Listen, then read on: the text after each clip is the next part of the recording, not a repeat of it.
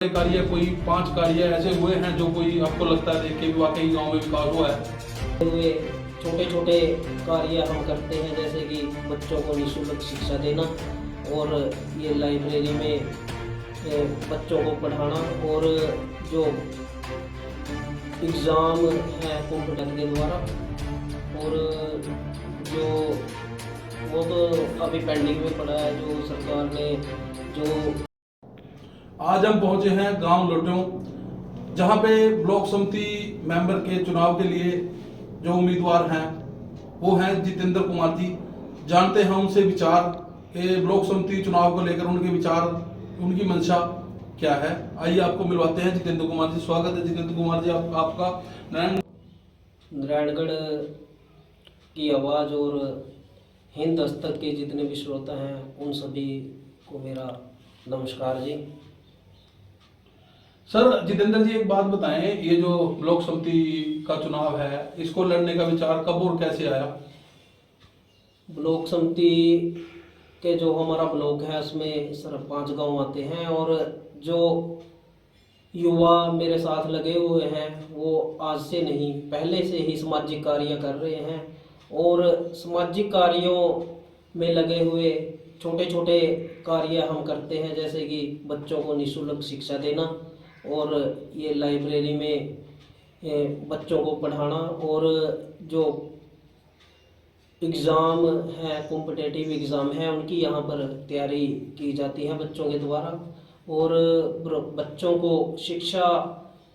के प्रति जागरूक यहाँ ही नहीं अन्य गांव में भी हम जाकर के बच्चों को शिक्षा के प्रति जागरूक करते हैं जी। ये सामाजिक कार्य जो है आपका, मतलब ये जो लाइब्रेरी है ये आपके मतलब पंचायत की तरफ से है या फिर ये अपने कुछ सामाजिक कार्य आप ही की तरफ से, आपके युवाओं साथियों की तरफ से किया गया है? जी नहीं सर, ये जो लाइब्रेरी है वो जैसे आप जैसे भाई हैं और अन्य जो साथी हैं यहाँ से गांव से भी मौजूद साथी हैं, और ये इस नारायणगढ़ जो हमारा तहसील है वहाँ से भी जो मौजूद साथी हैं उन्होंने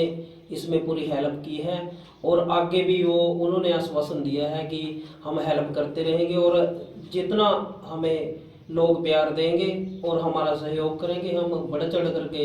यही ही नहीं आगे भी। इलेक्शन आप लड़ रहे हो, चुनाव लड़ रहे हो, कितने गांव आपके ब्लॉक में आते हैं? सर हमारे ब्लॉक में तो सबसे पहले तो मेरा ही गांव लोटो है, बड़ी रसौर, छोटी रसौर, शाहपुर और हमीदपुर, ये मेरे ब्लॉक में 5 गांव आते हैं जी। अभी तक गांव में जा रहे हो, सभी गांव में चुनाव प्रक्रिया शुरू की हुई होगी आपने, आप लोगों से मिल रहे होंगे, तो क्या कैसा रुझान आपको देखने को मिल रहा है गांव में जाके? सर लोगों का प्यार और सहयोग देख करके हमें अपनी जीत निश्चित लग रही है। लोगों से, हमारे भाइयों से, बहनों से, और जो युवा साथी हैं, बुजुर्ग हैं, उनसे हमें पूरा प्यार और सहयोग मिल रहा है जी, और वो हमें पक्का पक्का जीत का आश्वासन दे रहे हैं कि हम आपके साथ हैं जितेंद्र जी, आप चलो आगे, हम आपके साथ हैं सभी। सर एक बात और, जैसे अभी आपके गांव में पिछली पंचायत जो थी, अभी जो मौजूदा अभी समझो सरपंच हैं, आपके गांव में कोई ऐसे बड़े कार्य, कोई 5 कार्य ऐसे हुए हैं जो कोई आपको लगता है देख के भी वाकई गांव में विकास हुआ है? सर सबसे पहले तो मैं मेरे गांव में ये लोटों में हॉल बना है सर, और जो ये भी पंचायत जो मौजूदा पंचायत थी उसके द्वारा ही बनाया गया है, और सर जो शेड्यूल कास्ट का जो यहाँ पे शमशान घाट है वो भी पंचायत के द्वारा ही बनवाया गया, और सर कई छोटे छोटे गलियों और के काम कराए गए यहाँ पर पंचायत के द्वारा, और जो वो तो अभी पेंडिंग में पड़ा है, जो सरकार ने जो अमृत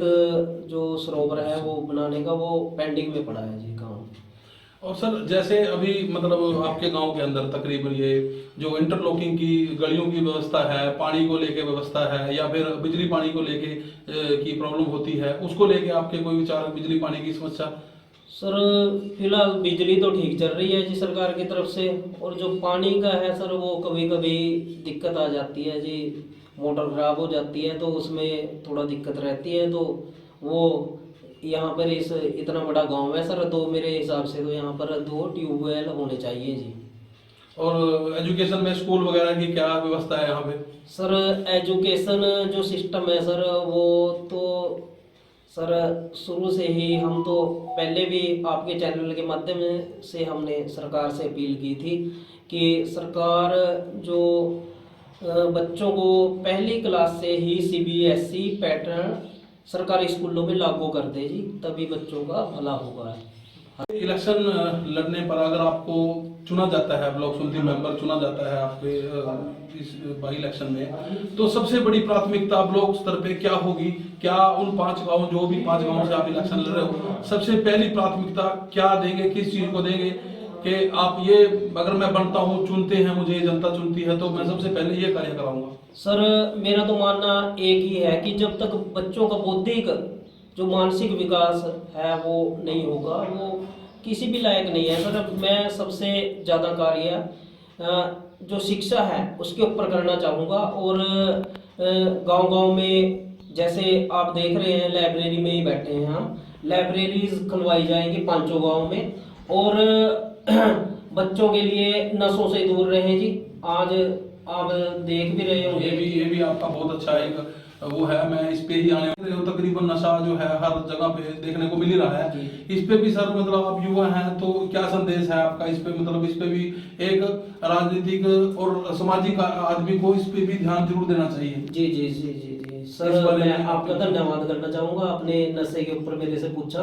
तो मैं तो ये सोच है जी मेरी, जो गांव में है वो जिम खोले जाएंगे सर, कि बच्चों को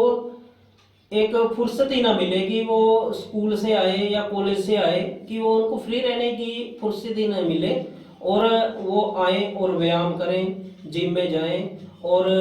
5 ही गांव में मैं सरकार से भी, जब मेरे को चुन के भेजते हैं, तो मैं 5 ही गांव में पार्कों की भी मैं सरकार से बनाने की मांग करूंगा, कि जिससे बौद्धिक और शारीरिक और हमारा हर तरह से वो लेकर भी आप जा रहे हो, देख रहे हो गांव में चुनाव जैसे चल रहा है, देख ही रहे हो, कुछ कमियां आपको देखने पे भी मिली होंगी, तो इस पे कोई अपना? सर मेरे जो चुनावी जो यात्रा चल रही है उसमें कई घर बहुत से गरीब से भी मिल जाते हैं सर, तो उनसे बात होती है, तो उसमें जो कड़ियां हैं उनको जो लेकर के हम आगे चलेंगे, और सरकार से कि जो एक्चुअली जो डिजर्व करता है उसको, उसका। गांव में कोई मकान कच्चा है जो अभी, जिसको मतलब प्रधानमंत्री आवास योजना का कोई बेनिफिट ना मिला हो, अभी भी कोई कच्ची छत हो, जैसे प्रधानमंत्री मोदी जी ने बोला है कि 2022 तक भी कोई मकान जो है, कोई छत भी कच्ची नहीं रहेगी, क्या आपको ऐसा भी कोई मिला है जो ऐसे हालातों में अभी भी है यहाँ पे? जी सर, मैं आपके चैनल के माध्यम से ऑन रिकॉर्डेड है, मैं कहना चाहूँगा कि अगर हम चुन करके जाते हैं, मेरे गांव में भी 2-4 घर ऐसे हैं जिनकी कच्ची छत है, और सर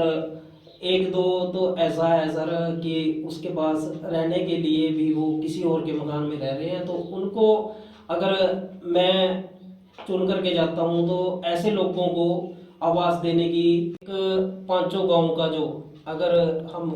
चुन करके जाते हैं, उनमें 5 गांव में ऐसे कार्य कराए जाएंगे कि जो गांव के लिए भी लाभदायक हों, और जो समाज है, सफाई, साफ सफाई का लगा लो, या पार्क में रख रखाव पार्क बनाए जाएंगे सर, उनका कार्य जो मनरेगा स्कीम है उनके तहत